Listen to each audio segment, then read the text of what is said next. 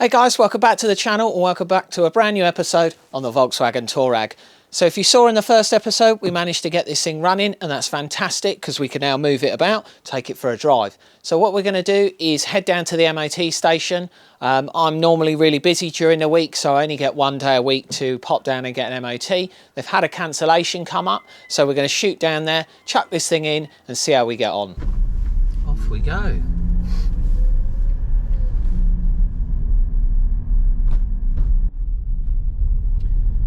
Sounds pretty good. We've got no odd knocks or bangs.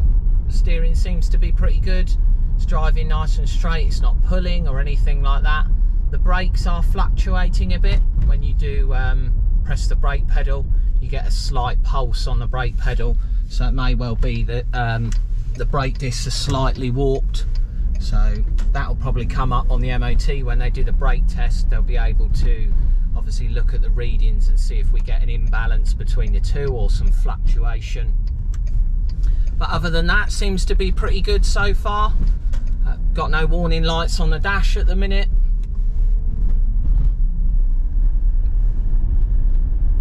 It's got good power as well, it goes well.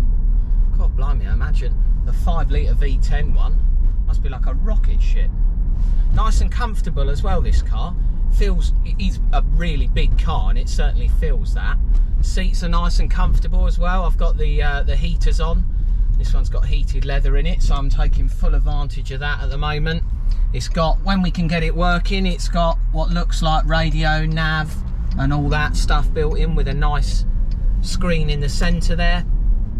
Got all parking sensors, all sorts of bits and pieces on this. So now up to operating temperature. Seems to be all good. As I say, we've still got no lights on the dashboard, anything like that. Plenty of power. All seems to be driving really nice, apart from that little fluctuation on the brakes, as I mentioned. So what we're going to do is I will drop the car off down to the MOT station, leave it with them, and then they'll give me a ring later. We'll be able to go and pick it up, take care of anything that they find, and also we can carry on with all of the repairs and the list of bits and pieces that we've got on this thing. So we've just picked the car up from the MOT station and we've got the verdict, and as I thought it was going to do, it has failed. Nothing too drastic, to be honest. The passenger seat is insecure, which we knew about, where we've had the battery on and off. Parking brake efficiency, that's below 50% of the required value. The headlamps are too low. Windscreen washer provides insufficient fluid. The parking brake handle, which we saw the handle piece has broken off. Registration lamps aren't working, and the front brakes, which have been advised, the pads are getting low and the front brakes are fluctuating, which, as I mentioned when we drove it down there, I could feel a bit of pulsating on the pedal, so we need to take those apart and have a look at those. The windscreen's got a small chip in it. One of the shock absorbers has got a slight misting of oil, and one of the tyres is close to the legal limit. With the tyre, what I'll probably do is probably get my money's worth out of it, run it and then replace it, but I'll probably take care of as much of this as I can, and as I say, I'll probably leave the tyre and maybe the windscreen chip I can get sorted before I get it retested. If not, that's not a major issue. So what we're going to do now is head back home, chuck this on the driveway and start making a plan, or getting a plan in place to get this thing sorted. Because we've got the engine nice and warm at the minute, what I'm going to do is change the oil, because it makes sense to do that now. So I'm going to take the trays off underneath. I'm going to retrieve a pick that I managed to drop down on the under tray, and also a Torx bolt, so hopefully they're still there.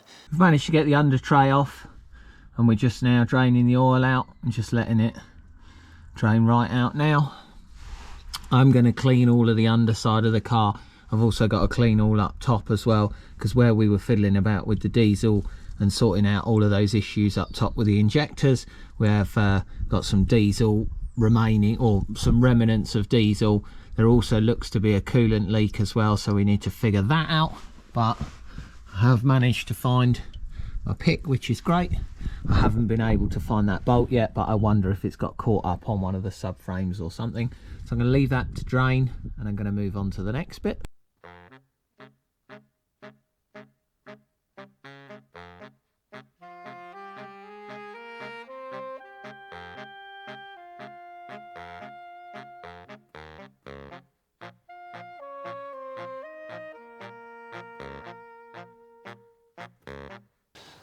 While we're in the engine bay doing some work here, I just thought I'd take the time now that we know that it's all running, to replace the little fuel pump belt here, the tensioner and the idler.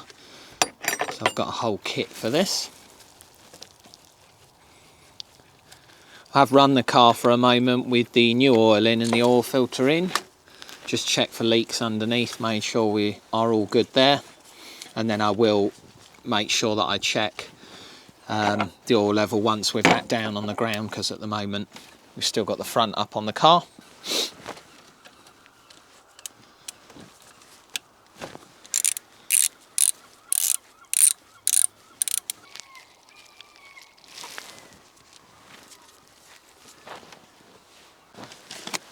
So that's the kit there. We've got 2 new fresh bolts as well, which is ideal.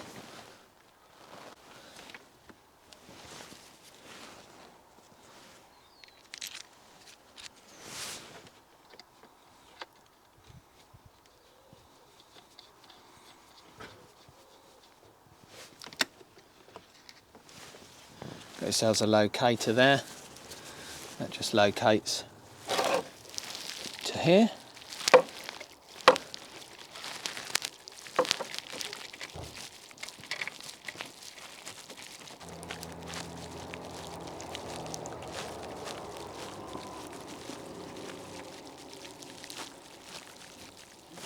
I've just checked which way it tensions as well, and the arrow's pointing that way.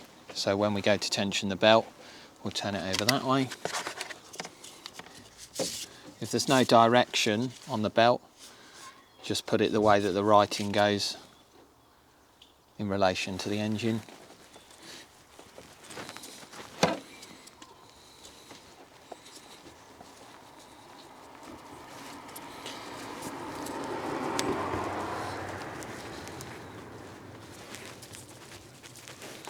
We want to work on getting the slack round to this side of the belt as well, where the tensioner is.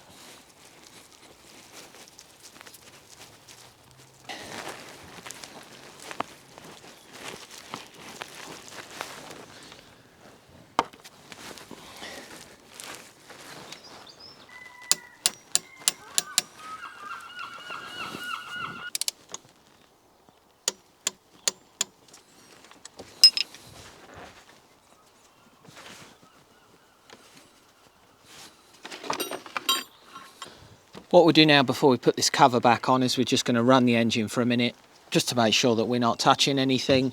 We can then also just recheck the tension of the belt and just torque that bolt again there.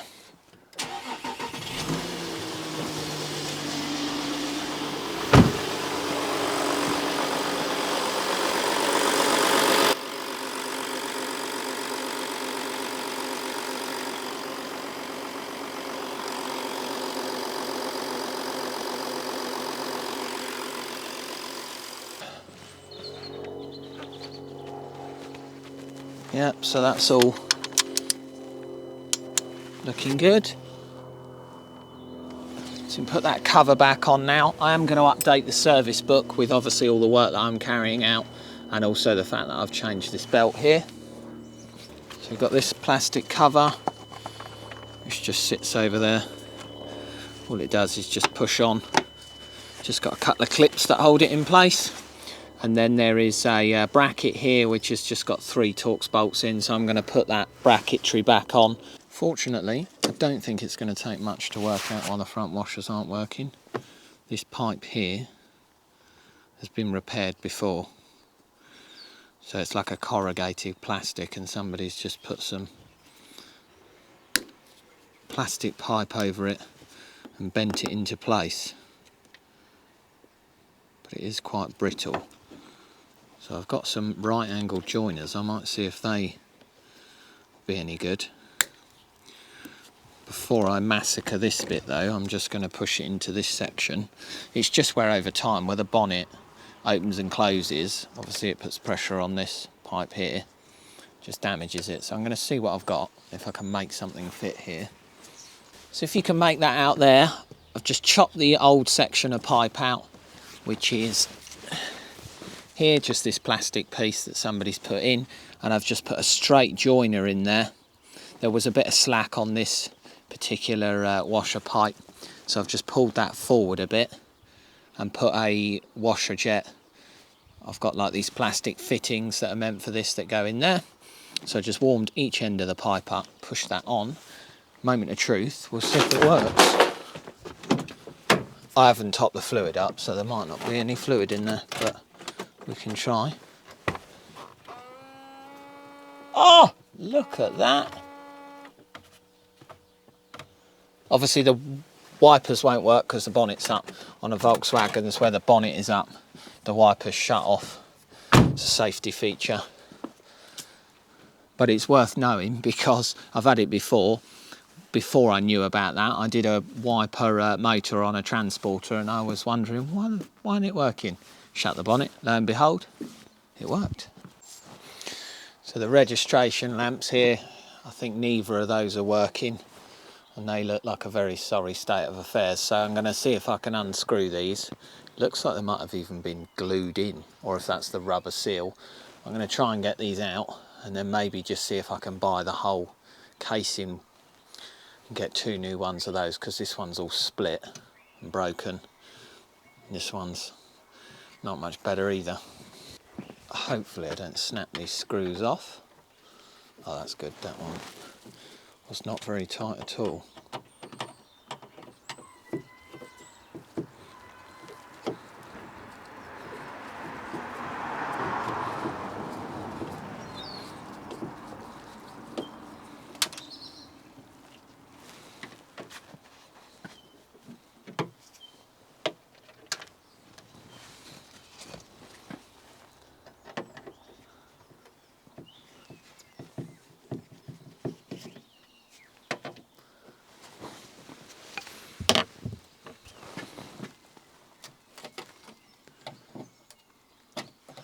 No, I don't think they are glued in. I think it's just where those rubber seals have failed.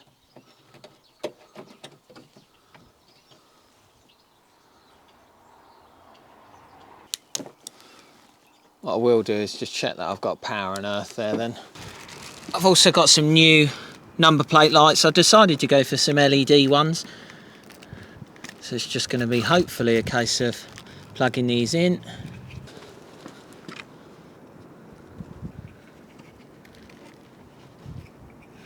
Right, let's see if they work. Just got to plug the light switch back in because I've had all of that out for the handbrake. Haha, look at those. So we got a pair of working number plate lights, which is brilliant. I'm just going to secure those back in place. I'm not sure if this car was previously owned by He-Man, but they've managed to pull off the parking brake release, or the emergency brake release, which is normally in here, and also the handle on the door card. So I've got a new one of these. I'm going to look to see if I can get just that bit, or if I need to get a complete door card. That's not a problem, we can sort that out later. But what I want to do is sort this out, because obviously as part of the MOT I need this to be working. So I have already got myself another one. I've disassembled all of this stuff here just in order to gain access to the handbrake cable, the emergency brake, and that's the broken piece. So the handle's just broken off there. I'd ordered another one, but it's the wrong one. There's no outer section on like there is on this one. On this one, it's just moulded into this piece here. So I'm going to have to see if I can get the part number off of this and get another one of those. So I'll put that on the to-do, move on to the next thing. I've now jacked the back of the car up along with the front that we had earlier, because my plan is that I want to take all of the wheels off, because the parking brake efficiency on the back isn't good enough. So we need to take a look into that. It may just be that they want checking, cleaning and adjusting. Hopefully so we can do that and get that sorted. But on the front, one of the advisories was the front pads were getting low. There is also a brake pad warning light on the dash, so I want to take care of that. And also it mentioned about some slight fluctuation on the front brakes, so I want to get the discs off, then I can get them checked, and potentially if I need to they can be skimmed, they'll be sorted, or we can look at replacing them, whichever we need to. Can have a quick look around the tyres as well, check all the tyre pressures, Probably going to give the insides of the wheels a clean at the same time, so that when we finish the car, it's going to look quite nice, because obviously there's quite a big gap here. You'll see all the dirt inside, so we'll look at doing that. And also that's going to give us the opportunity to have a real good look around all in the wheel arches and stuff. I may well use the opportunity as well to give them a jet wash out and a clean. We have also got, as I mentioned earlier in the video, we got a coolant leak on it. I haven't got a pressure bleeder, and it does look like potentially the coolant leak is coming from more than one place. So what I'm going to look at doing is probably running the engine up as well, so that will naturally build pressure in the cooling system, and then that way I can hopefully spot any leaks, because it looks like we've potentially got a bit of a leak maybe in where the V is of the engine, and then potentially somewhere down the front here. So yeah, I'm going to get started by taking all of the wheels off and then running the engine while we're looking at the brakes and bits and pieces.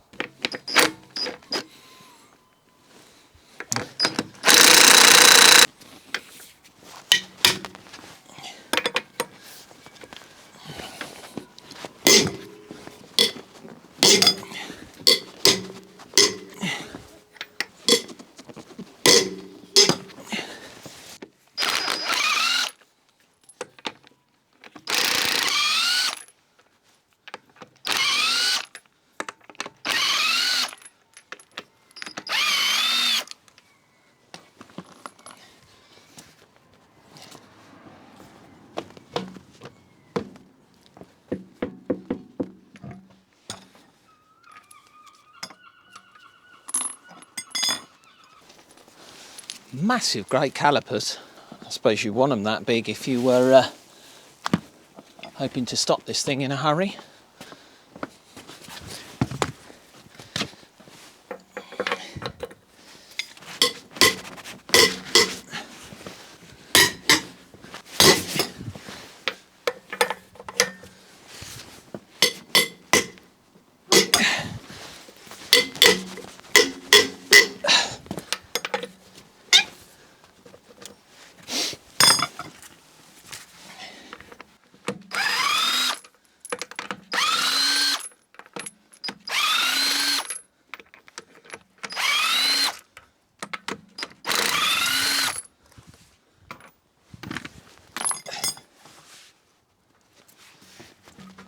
Firstly, I'm going to take this caliper off so I can get the disc off. I'll get some pads on order. I also need to order some rear pads. They're not that low. They weren't advised or anything on the MOT, but I just thought while we're here, it'd just be good practice to just put a set of pads in it all round.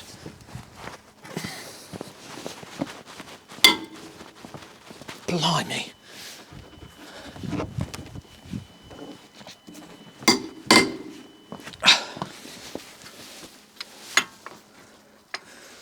Well, we know they're tight.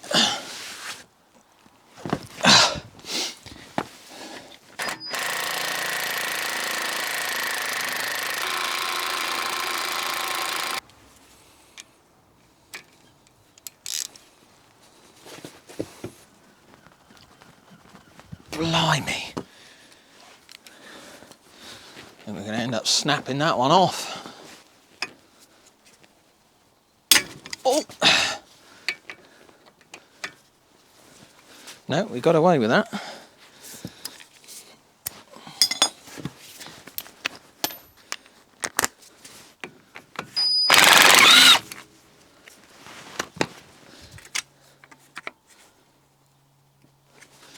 Take the prop back off the brake pedal, because I've got that on there. I'm just going to go around and undo the other wheels, crack them off by hand. Then we'll come back to that in a second.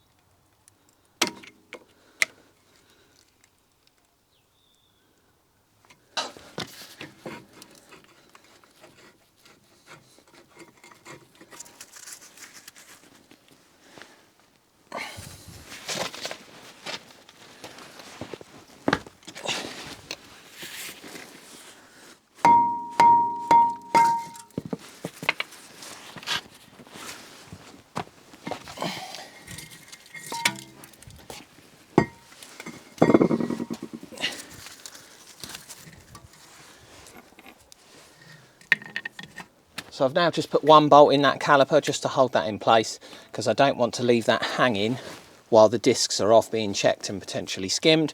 So I'm going to do the same on the other side as well, and then I'll give all of this lot a bit of a clean when we go to put it back together.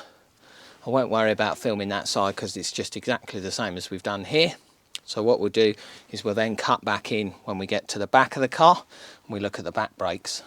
We're now turning our attention to the rear brakes, and what we want to do is access the handbrake shoes so we can check and make sure they're all okay.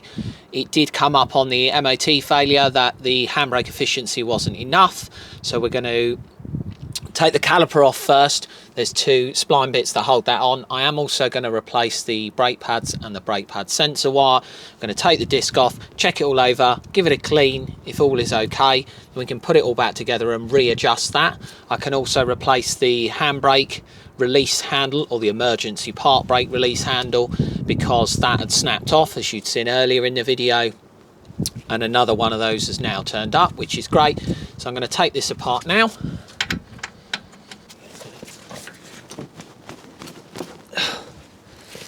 These are just as ringing tight as the fronts.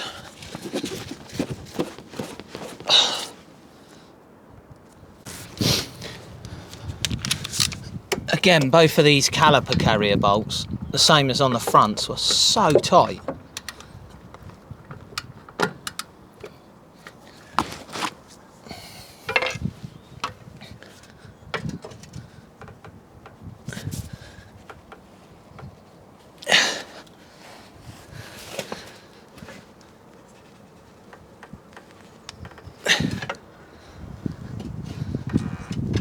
There we go.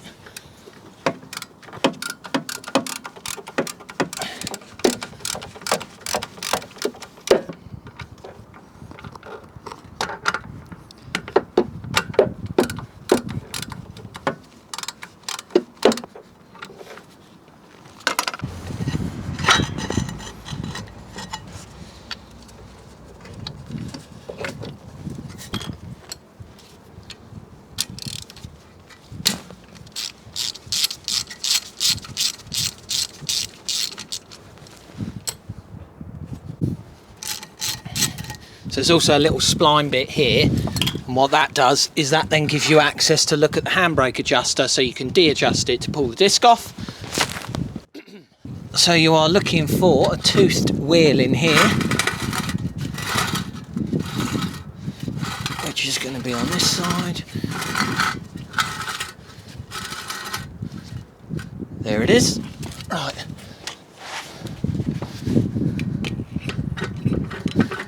We're just going to de-adjust that right off.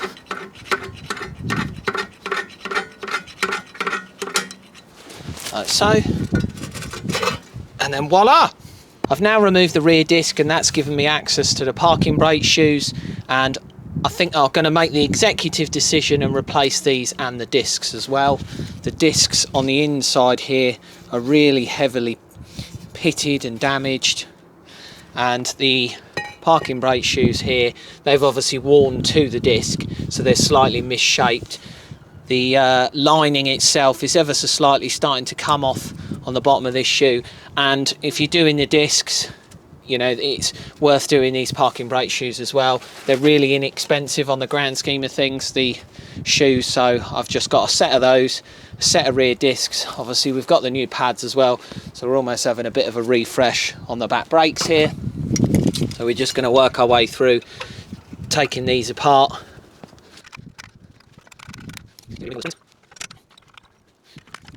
What is a good idea as well with these is just to do one side at a time. That way if you get anything mixed up, you can refer to the other side just to see where the springs go, or you can take a picture beforehand. So that was the adjuster wheel that I was mentioning earlier, and you just adjust that and that winds out, brings that out like so, and then obviously adjusts these up to meet that bit closer to the disc.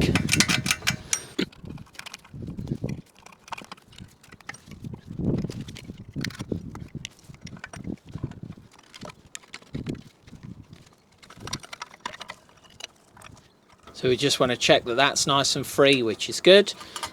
And that is what the handbrake cable goes onto, so when you pull on the cable, that pushes the shoes out to touch the inside of the disc, and that's what obviously holds the handbrake on.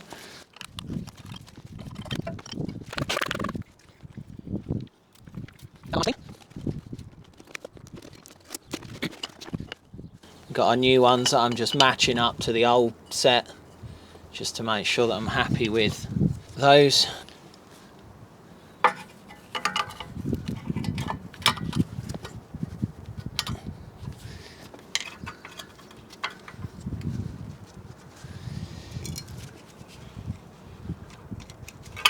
Oh, bloody typical that is. Let's put it that way up instead.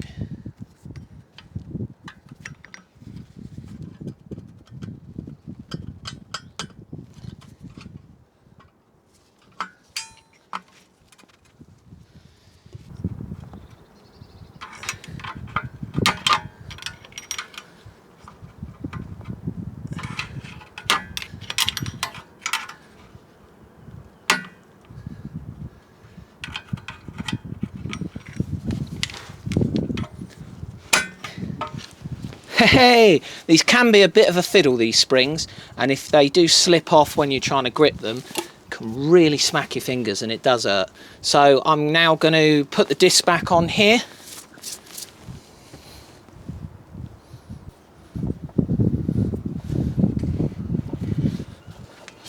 I have given these discs a little clean with some brake cleaner, and that's purely just to take off. They've got like packing oil on them just to stop them from corroding, so I don't think you have to, but I just like to take it off so that it's off and out the way. I won't adjust any of this up right until the end. I'll do the other side and then I'll adjust all of it up. We are going to have to bed all of this in before we take it back for an MOT, because where they're all new and fresh, they don't really tend to perform very well until you've got them all bedded in nicely. And I think that's going to be the same for the brakes all round. We'll just give it a few miles, put some on there, get it all bedded in nicely, and then we can take it back for a retest when we're ready.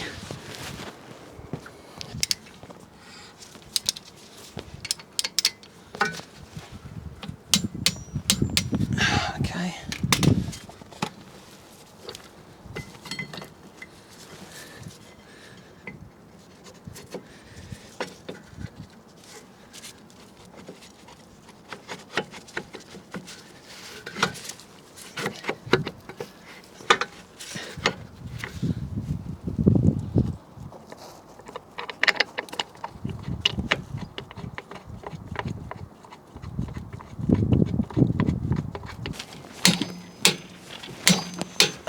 One. Ow.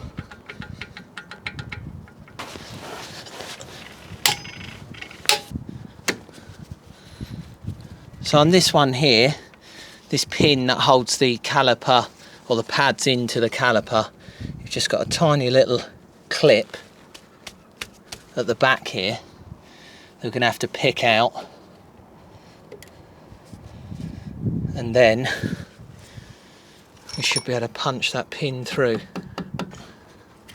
There we go. There's just a little R clip there, and we can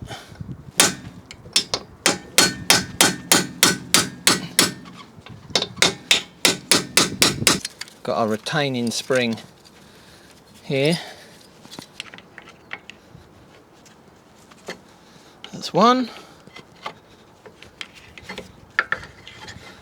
And the other. Let's get that wiring out.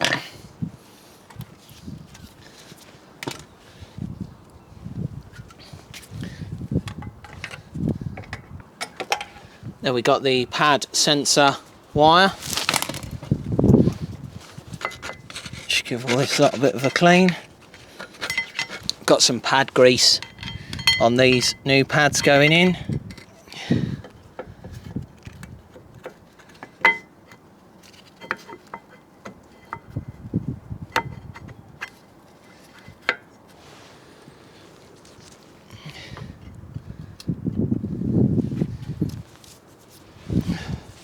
Just going to clean that pin up, put some anti-seize grease on that.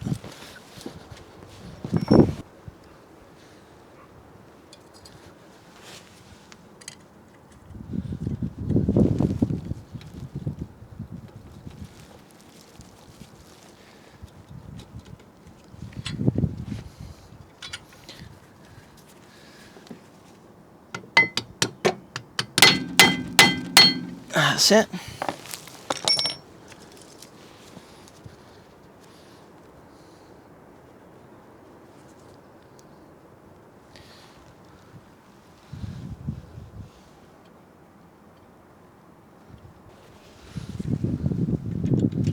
We've got our sensor wire.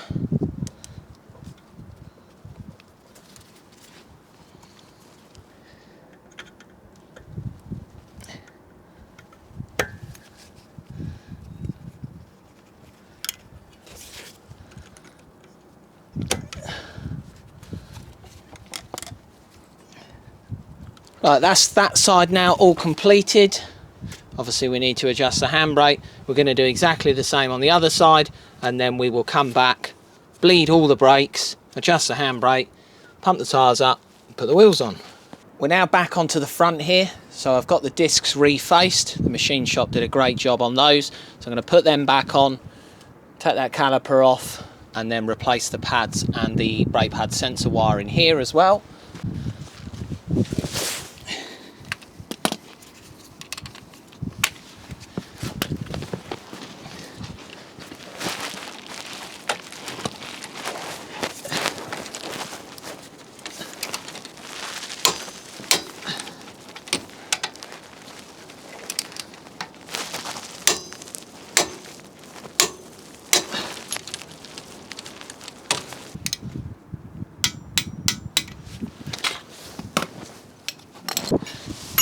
So the pads on this type of caliper are held in with two springs, two pins, and then a spring clamp here that just holds the pad. I believe that sort of holds the pins in, but also stops it chattering. So when you're going down the road, it just stops the brake pads chattering. So we've got brake pad sensor wire as well.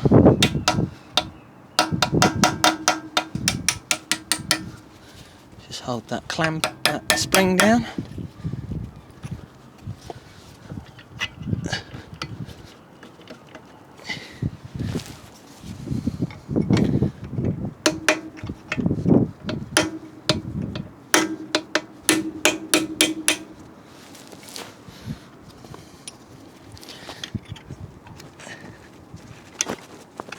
What we can do as well with these pins is just give them all a good clean. And then just grease them up when they go back in.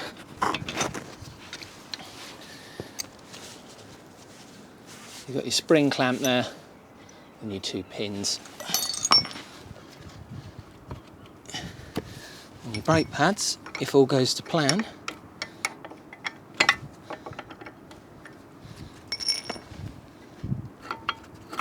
Just pull out like that.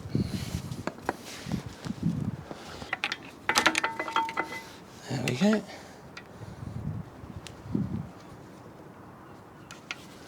Just applied a bit of brake pad grease just on the mating faces there, and I have also cleaned in there as well. You just want to make sure that you get these the right way up so that the the pad sensor wire will go through this little cutout on the caliper up here and then into the pads, and then it's going to go across to that pad down the bottom there because it senses both front pads.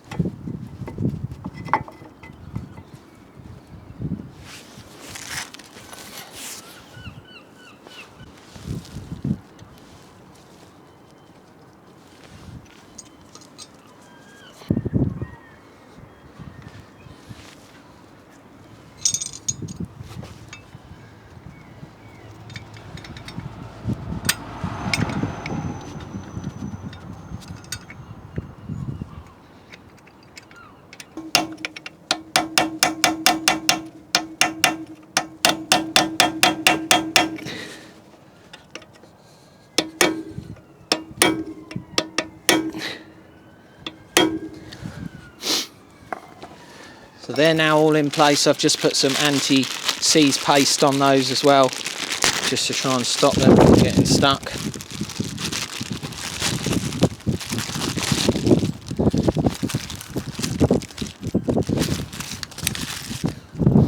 We've got our pad sensor wires. Perfect. I'm now going to do the same on the other side. I'm going to leave the wheel off for the minute because I've still got to do the tyre pressures and I want to bleed all of the brakes out at the same time, refresh that fluid.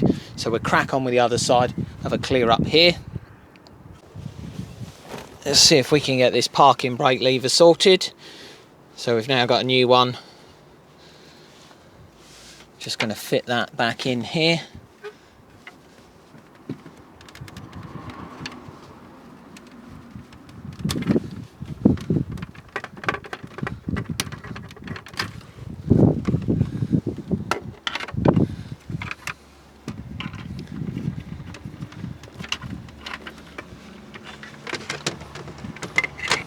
So the best way to do that is to push the cable in through first, get yourself a long nose pair of pliers, pull the ball through, slide the handle in and then clip it into place. So we got that there. That's now working, which is great.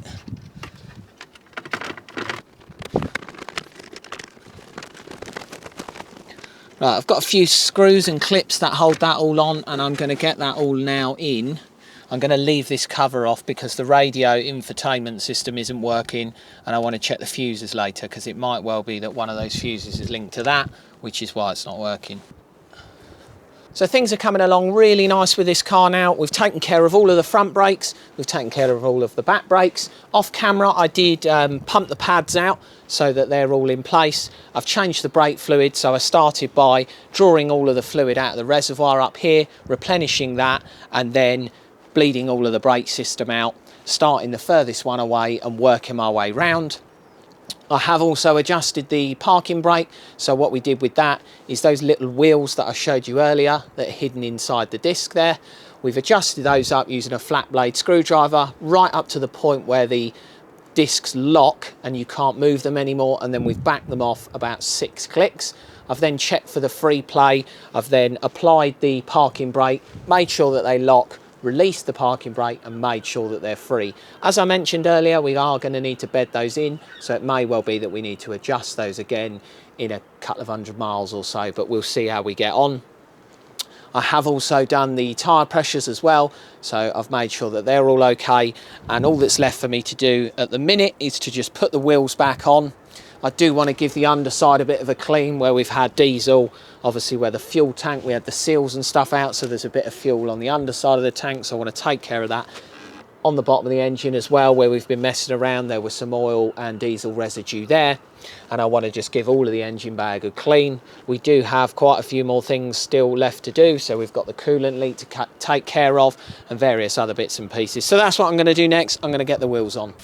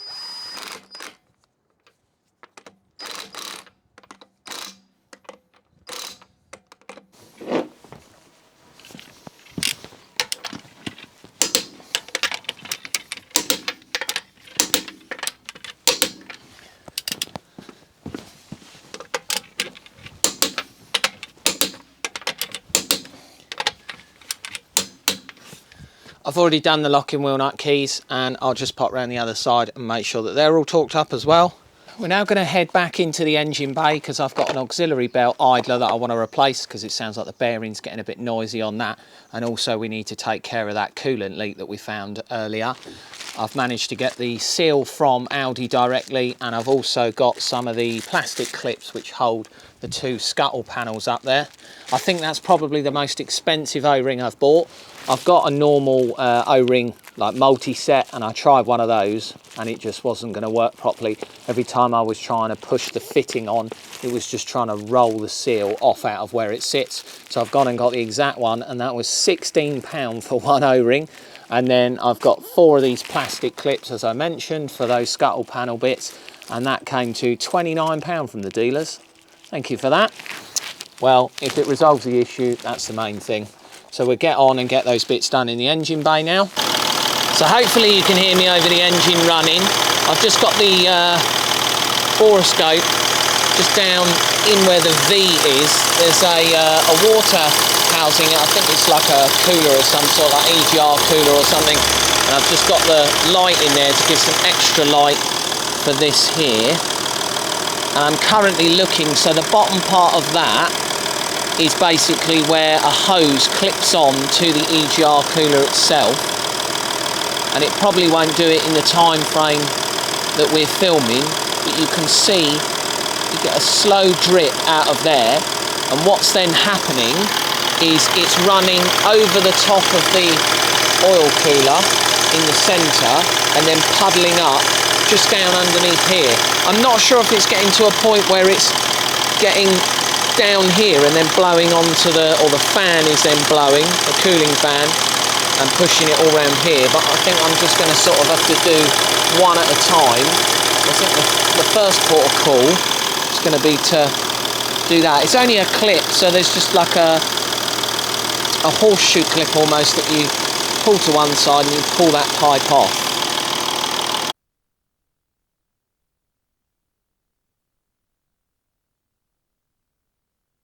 So I've now managed to gain access down there, and I've just managed to pull that pipe off, and hopefully, as you can just see on that fitting that's coming out the cooler there, you've got a rubber seal. So I'm going to replace that, put it all back together, run it up again and see how we get on. Now where this seal is buried down in the V here, I found it a bit awkward to access it. So what I've done when I tried fitting the other one was basically I put the top of the seal on and in place and held a screwdriver on it here just to hold it in, and then I use a pick, tuck that on the inside and just run that round to try and hook it on and in place. So I'm going to try and do the same again. What I do need to do is just put something in the way of the coolant hose just to wedge it out of the way a bit to give me some access, and then once that's in place I can then push that back on, and then there's just like a spring-loaded clip that holds that all in place. So I was just in the process of trying to get that EGR cooler pipe back on, and it's got a spring-loaded thermostat in there, and this had come unclipped, and I was trying to push that back into place, and it's just broken one of the fingers off, or one of the securing clips off of this plastic section. I'm not even going to try and, you know, repair that to see if I can get it in place. I've just ordered another one. I can only get it from the dealer. I did try some motor factors, but it seems to be a dealer only part. So I've got that on order. That's going to be a couple of days. I've also replaced the cabin filter, which is just in the passenger footwell. You just pull down the plastic trim, and I've replaced that. So that's that taken care of. So the pulley we're going to be doing is the one just up from the alternator. So at the minute, I'm just going to pop the plastic cover off, and I'm going to take the tension off the belt, and the automatic tensioner on these just uses a large Torx bit. Looks like it's a T60 on these.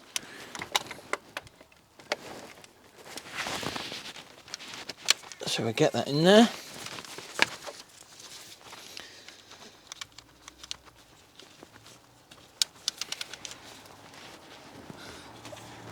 And we can take the tension off the belt.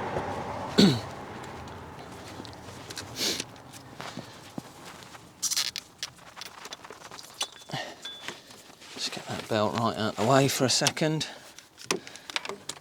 And that's probably held on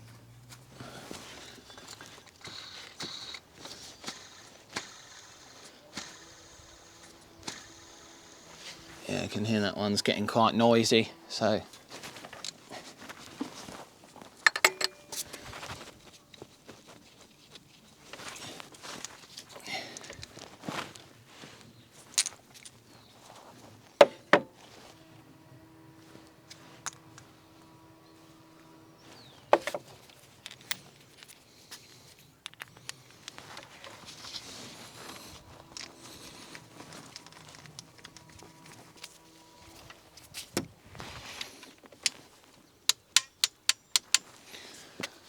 that's that one. Then we can put the cap back on.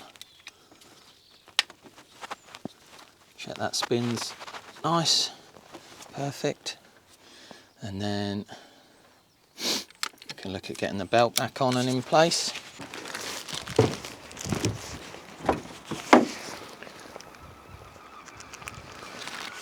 So it's been a couple of days and we've now got the part that we need to hopefully fix that water leak. We've also got a water leak with us in the form of rain, so I've tucked the camera away in the van here, so I'm not sure how good the filming of this bit's going to be, but I need to try and get this bit fitted on because I only get 1 day a week to get the cars MOT'd and retested, so I want to try and get as much of these bits as I can done so I can put it in for a retest and get the all clear there. So with that being said, I'm going to get this bit on and hopefully top up the water, run the engine up, get it nice and warm and check for leaks there. Hopefully you can see in there, as I mentioned with this piece, in here is the centre section that we were having issues with. So there's just some clips that hold a spring in place. So the plastic there, it's got some little feet on it with clips that hold it into this outer section. And then there is a spring in there and what looks to be like a thermostat. This is the old one. As you can see, we've got the tag there and then it's just broken off over here. 48 quid. 48 pounds. So as you can see, it is still absolutely hacking it down. So I've managed to fiddle around in the V there and get that water connector onto the EGR cooler. The clip is now in place. I've put a new Jubilee clip on the rubber hose that comes up to that, and I'm now just letting the car run up so that I can bleed out all of the cooling system and check for any further leaks in that area. What I've also managed to do is suck out as much of the coolant that had spilt out where we'd had that pipe off in the V there. I haven't managed to get all of that out, but the plan is that I'm going to run it up and then hopefully that's going to bake off any of the slight remaining coolant that's left in there. So the car is now nice and warm and up to operating temperature. I've got the heated seats on, so I'm now nice and warm. So we're going to head off and put some miles on her.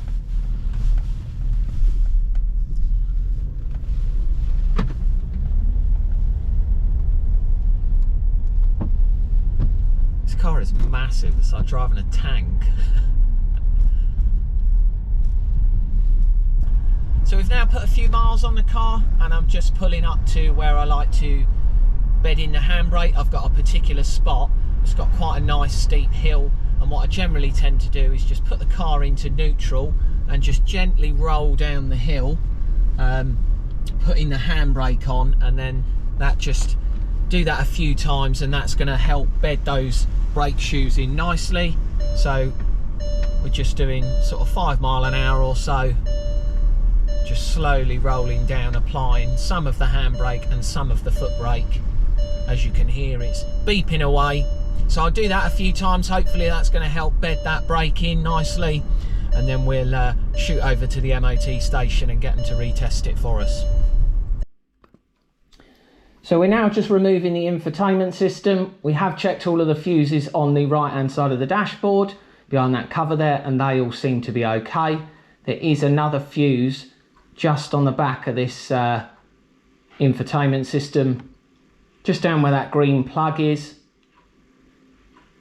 You've got a 20 amp fuse tucked down in there, and we've removed the old one because hopefully you can make out here that the old fuse itself has actually blown.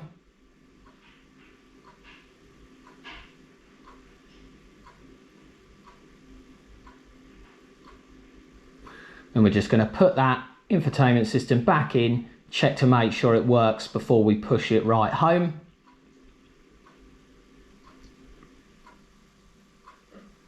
So as you can see there, success. We've managed to get that working, which is brilliant. Now I'm just going to check the steering wheel controls, make sure that they function. And as you can see there, they're working. So that's brilliant. Another job done. Then we've moved to the underside of the car.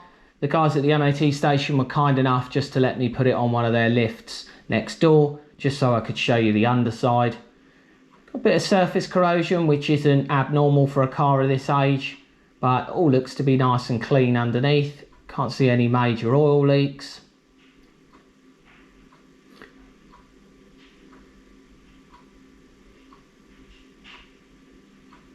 Just to look up the back of the engine there.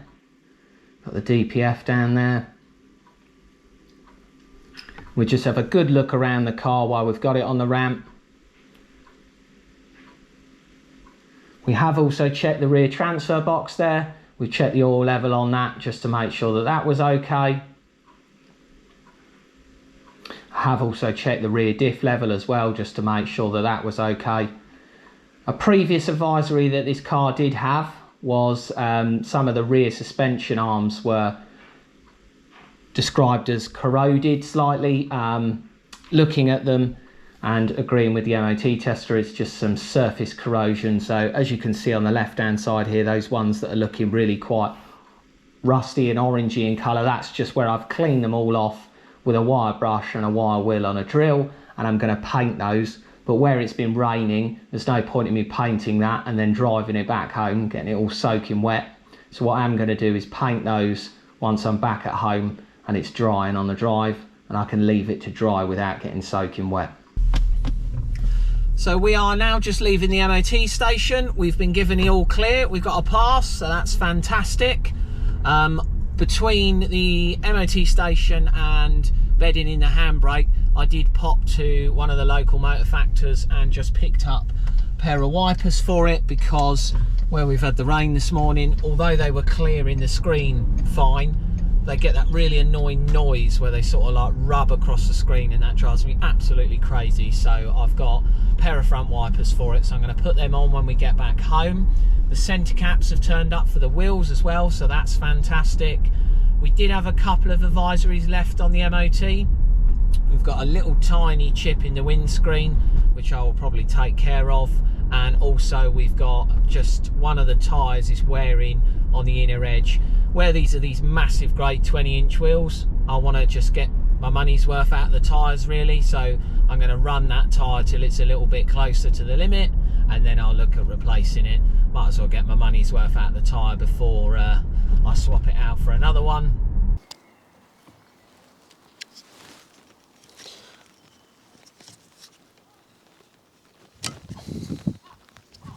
These ones come with loads of different adapters, so you just have to work out what ones are the right ones for you. On here we're using adapter 1. So I'm just checking that there's no cover, because some of the universal or aero wipers have a plastic cover that sits along the blade.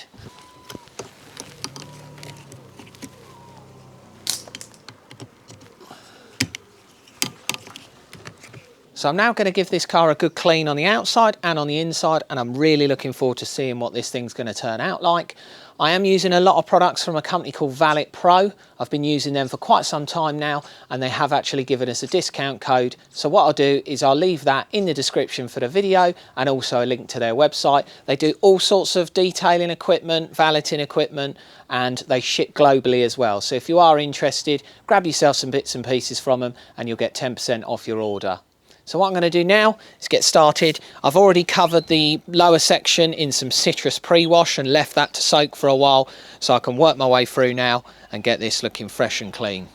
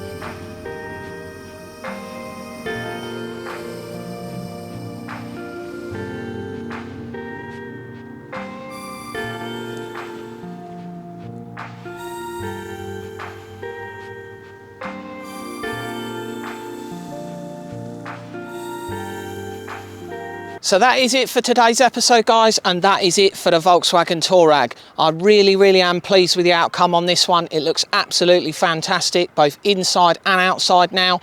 We've taken care of the coolant leak, we've got the MOT done, all of those repairs sorted, we've given the car a full service and plenty of love, and it looks absolutely brilliant. So I really hope you've enjoyed watching these videos on the Volkswagen Touareg. Please don't forget to like and subscribe to the channel, and we'll see you on the next one.